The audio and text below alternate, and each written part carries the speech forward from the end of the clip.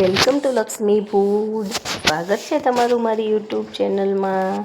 તો ચલો, આપણે એકને એક વસ્તુ ખાઈને ઘણીવાર બોર થઈ જતા હોઈએ છીએ.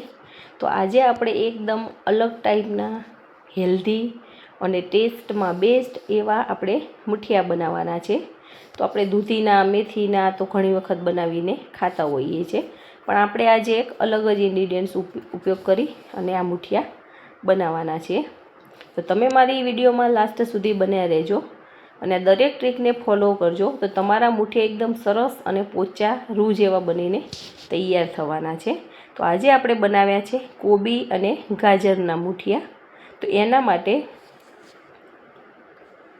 મેં એક નાનો કોબીનો ટુકડો ઝીણો ઝીણો કાપી અને લઈ લીધેલો છે. એને પછી આપણે ચોખ્ખા પાણીથી ધોઈ લેવાનો છે અને નિતારીને લઈ લેવાનો છે. એક મેં આવું કેસરી ગાજર આવે એ લીધેલું છે. એક મોટી સાઇઝની ડુંગળી, એના પણ આવા ટુકડા કરીને લીધેલા છે. એક વાટકી લીલા ધાણા, આદુ, મરચાં અને લસણને કટ કરી અને આવી રીતે રાખેલા છે. એક લીંબુનો રસ, દળેલી ખાંડ 1 ચમચી, અડધી ચમચી અજમો, 2 ચમચી સફેદ તલ, અડધી ચમચી ગરમ મસાલો અને આપણે 1.5 વાટકી ભાખરીનો લોટ લેવાનો છે અને અડધી વાટકી ચણાનો લોટ લીધેલો છે.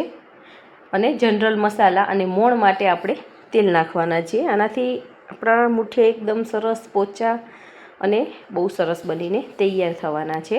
તો આપણે સૌથી પહેલાં આ બધા જે વેજીટેબલ્સ લીધેલા છે એને આવા ચોપરની અંદર ચોપ કરી લેવાના છે. તમારી પાસે જે ચીલી કટર આવે છે એવું હોય તો પણ ચાલે, અને પાણી નાખ્યા વગર તમે મિક્સરમાં થોડા ક્રશ કરી નાખો તો પણ ચાલે છે. તો આપણે અધકચરો એવાનો ભૂકો કરી લેવાનો છે. બહુ મોટું વેજીટેબલ્સ નથી રાખવાનું, નહીં તો મુઠિયા વચ્ચેથી ફાટી જશે, અને સાવ નાનું પણ નથી કરી દેવાનું. મીડિયમ સાઇઝનું આપણે આ બધું ચોપ કરી લેવાનું છે. અને આપણે જેની અંદર લોટ બાંધવાનો છે એની જ અંદર આપણે આ બધા વેજીટેબલ્સ ઉમેરતું જવાનું છે. હવે સેમ ગાજરને પણ આવે એવી રીતે કટ કરી લેવાના છે. જો તમે મારી ચેનલમાં નવા હોય તો ચેનલને સબસ્ક્રાઈબ કરો અને બેલ આઇકોન દબાવવાનું ના ભૂલતા, જેથી કરીને આવનાર તમામ નવી રેસીપીના વિડીયો ફટાફટ તમારી સુધી પહોંચી જાય. તમારા એક સબસ્ક્રાઈબથી અમને ઘણો બધો હોંસલો વધતો હોય છે, એનાથી ઘણું પ્રોત્સાહન મળતું હોય છે. એટલે સબસ્ક્રાઈબ કરવાનું, લાઈક કરવાનું ભૂલતા નહીં. અને જો તમને મારો વિડીયો પસંદ આવે તો તમારા ગ્રુપમાં ચોક્કસથી શેર કરજો. હવે ગાજરને પણ આપણે કટ કરી લીધેલા છે. સેમ એવી જ રીતે કોબીને પણ આપણે ક્રશ કરીને લઈ લીધેલી છે. તો તમે જોઈ શકો છો બધું જ વેજીટેબલ્સ આપણું એકદમ ઝીણું ઝીણું ચોપ થઈ ગયું છે. અને વેજીટેબલ્સ બાળકો ઘણી વખત નથી ખાતા હોતા, પણ તમે આવી રીતે એના મુઠિયા બનાવીને આપશો તો ચોક્કસથી ખાઈ લેશે અને ખબર પણ નહીં પડે કે આ મુઠિયા શેના બનાવેલા છે. હવે એની અંદર આપણે લીલા ધાણા, તલ, આપણે જે બધા ઇન્ગ્રીડિયન્ટ્સ લીધેલા છે એ લઈ લેવાના છે. આપણે અજમો, ગરમ મસાલો, ખાંડ. જો તમે મીઠાશ ના જોઈતી હોય તો ખાંડને તમે સ્કીપ પણ કરી શકો છો, પણ આનો ખાટો મીઠો ટેસ્ટ લાગે બહુ જ સારો લાગતો હોય છે, એટલે આપણે એની અંદર એડ કરતા હોઈએ છીએ. હવે આપણે જનરલ મસાલા લઈ લેવાના છે. એની અંદર મેં 1 ચમચી હળદર લીધેલી છે, 1 ચમચી ધાણા જીરું પાવડર લીધેલો છે. ટેસ્ટ પ્રમાણે આપણે મીઠું લઈ લેવાનું છે. અહીંયા મેં 2 ચમચી જેવું મીઠું લીધેલું છે. અને તમારું મરચું કેવું તીખું છે એ પ્રમાણે આપણે મરચું પણ લઈ લેવાનું છે. આપણે લીલા મરચાં નાખ્યા છે એટલે સૂકું મરચું સંભાળીને નાખવાનું છે. એ મેં 1.5 ચમચી જેવું લાલ મરચું પાવડર લઈ લીધેલો છે. અને હવે મોણ માટે આપણે એની અંદર તેલ એડ કરી દઈશું. વેજીટેબલ્સ છે એટલે આમ પોચા જ બનશે, પણ મોણ નાખશો તો ઓર મજા આવશે ખાવાની.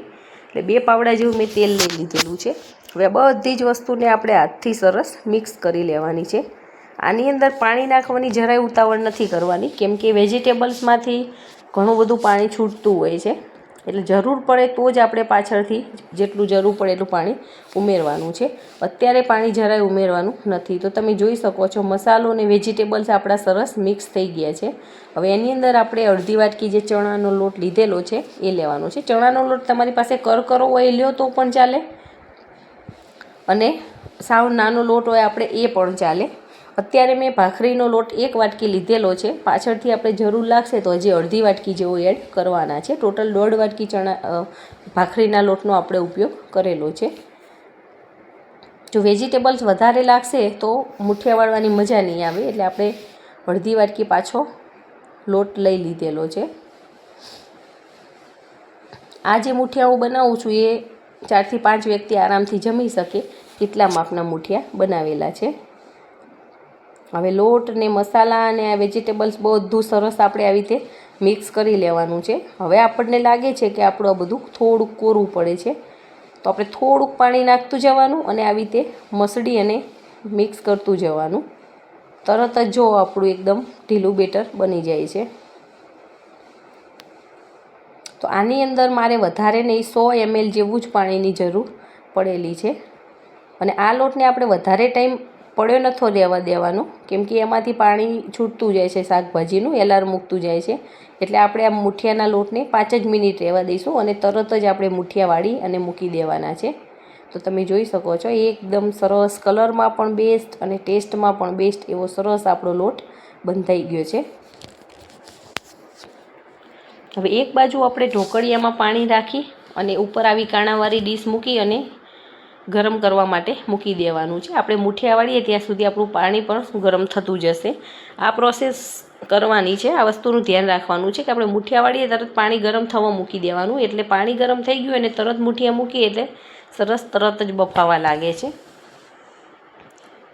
હવે હથેળી થોડીક તેલવાળી કરી લેવાની છે અને આપણે મીડિયમ સાઇઝના મુઠિયા વાળીને તૈયાર કરી દેવાના છે. પહેલાં લોટને આવી રીતે સરખો મિક્સ કરી લેવાનો છે, પછી આપણે મુઠિયા વાળી લઈશું.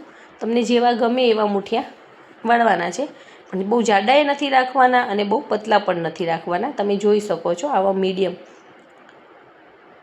આપણે આની અંદર સોડા કે ઈનો કે એવું કશું જ ઉપયોગ નથી કરેલું, તો પણ આપણા મુઠિયા સરસ ફૂલવાના છે. એટલે આને થોડાક પતલા જ રાખવાના, એકદમ જાડા નહીં રાખવાના, નહીં તો અંદરથી ચડશે નહીં અને ખાવાની પણ મજા નહીં આવે. લોટનો જ વધારે ટેસ્ટ આવતો હોય છે એટલા માટે.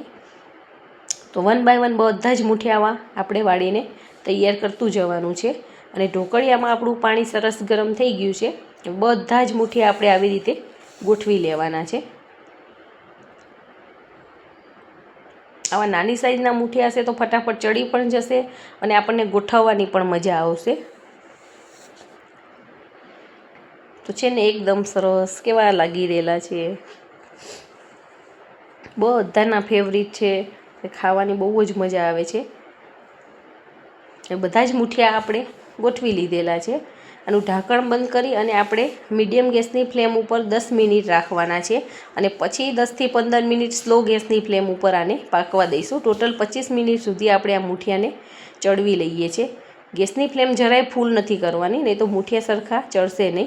જો ચડી ગયા પછી પણ આપણા મુઠિયાનો કલર બહુ જ સરસ છે. ચપ્પુની મદદથી આપણે આવી રીતે ચેક કરી લેવાનું છે. ચપ્પુ આપણું સાફ નીકળે તો સમજી લેવાનું કે આપણા મુઠિયા પાકી ગયેલા છે. તો મુઠિયા સરસ બફાઈ ગયા છે, એને આપણે કાણાવાળી ડીશમાં કાઢી લેવાના છે અને થોડાક ઠંડા થાય પછી આપણે એના ટુકડા કરવાના છે. ગરમ ને ગરમ આપણે ટુકડા કરીશું તો આપણા મુઠિયા તૂટી જશે. તો આપણે આવી રીતે એક વેજીટેબલ ચોપર ડીશ લઈ લીધેલી છે, એની ઉપર મૂકી અને આપણે મીડિયમ થીક એવા ટુકડા કરી લેવાના છે. આ ટુકડા પણ બહુ જાડાય નહીં અને બહુ પતલા પણ નથી રાખવાના, મીડિયમ રાખવાના છે, જેથી કરીને એની અંદર મસાલા સરસ ભળી જાય અને ખાવાની પણ મજા આવે.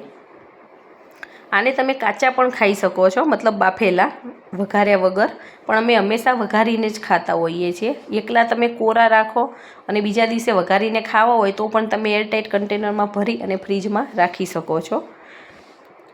અને ક્યાંય ટ્રાવેલિંગમાં સાથે જવાનું લઈ જવા હોય તો પણ તમે લઈ જઈ શકો છો. તો એ મુઠિયા વઘારવા માટે આપણે મીઠા લીમડાના પાન, 2 ચમચી તલ, 1 મીડિયમ સાઇઝની ડુંગળી અને ઝીણી ઝીણી કાપીને લીધેલી છે, લીલા ધાણા, 1 ચમચી દળેલી ખાંડ અને 1 લીંબુનો રસ લઈ લીધેલો છે. હવે આપણે વઘાર કરવા માટે એક ઊંડા વાસણની અંદર 3 પાવડા જેવું તેલ લઈ લીધેલું છે. આપણે આમાં થોડુંક તેલ ચડિયાતું રાખીએ છીએ શાક કરતાં, કેમ કે મુઠિયામાં આપણું તેલ શોષાઈ જતું હોય છે એટલા માટે. તેલ સરસ ગરમ થઈ જાય પછી આપણે એની અંદર રાઈનો વઘાર કરી લેવાનો છે. રાઈ એકદમ સરસ તતડવા દેવાની છે આ બધા ફરસાણની અંદર વઘારમાં રાઈનો ટેસ્ટ બહુ જ સારો લાગતો હોય છે. રાઈ, જીરું અને હિંગથી સરસ વઘાર કરી લઈશું અને મીઠા લીમડાના પાન નાખવાના છે 8 થી 10. પછી તરત ઢાંકણ ઢાંકી દેવાનું છે, એટલે લીમડાની સ્મેલ અંદર જળવાઈ રહે. પછી તરત જ આપણે તલ નાખી અને ઢાંકણ ઢાંકી દેવાનું છે, નહીં તો તલ બધા આપણા ઉડીને બહાર આવી જતા હોય છે. તલ પણ સરસ બધા જ ફૂટી જાય પછી આપણે એની અંદર સૂકી ડુંગળી જે કાપીને લીધેલી છે એ એડ કરવાની છે. આની અંદર તમે લીલું લસણ કે લીલી ડુંગળી નાખવી હોય તો પણ ચાલે, પણ અત્યારે સારી નથી આવતી એટલે મેં સૂકી ડુંગળીનો જ ઉપયોગ કરેલો છે. અને સૂકી ડુંગળીને પણ આપણે એકદમ ઓવરકૂક નથી કરવાની, 80% જેવી જ આપણે પકવવાની છે. હવે ડુંગળીના ભાગનું આપણે આની અંદર મીઠું નાખવાનું છે, કેમ કે મૂઠિયાની અંદર તો ઓલરેડી આપણે નાખેલું છે. અને કલર સારો આવે એના માટે આપણે ચપટી હળદર લઈ લેવાની છે. બધું સરસ મિક્સ કરી અને 2 મિનિટ ઢાંકી અને આપણે ચડવા દઈશું, એટલે આપણી ડુંગળી પણ સરસ ચડી જશે, એકદમ પાકી જવાની છે. તો 2 મિનિટ પછી તમે જોઈ શકો છો કે આપણી ડુંગળી સરસ સતળાઈ ગઈ છે આની અંદર. હવે એની અંદર આપણે મૂઠિયા એડ કરી લેવાના છે. મૂઠિયાને જે કટિંગ કરેલા છે એ એડ કરી દઈશું. અને આપણે આની અંદર ડાયરેક્ટ ચમચો નથી ફેરવવાનો, નહીં તો મૂઠિયા તૂટી જશે.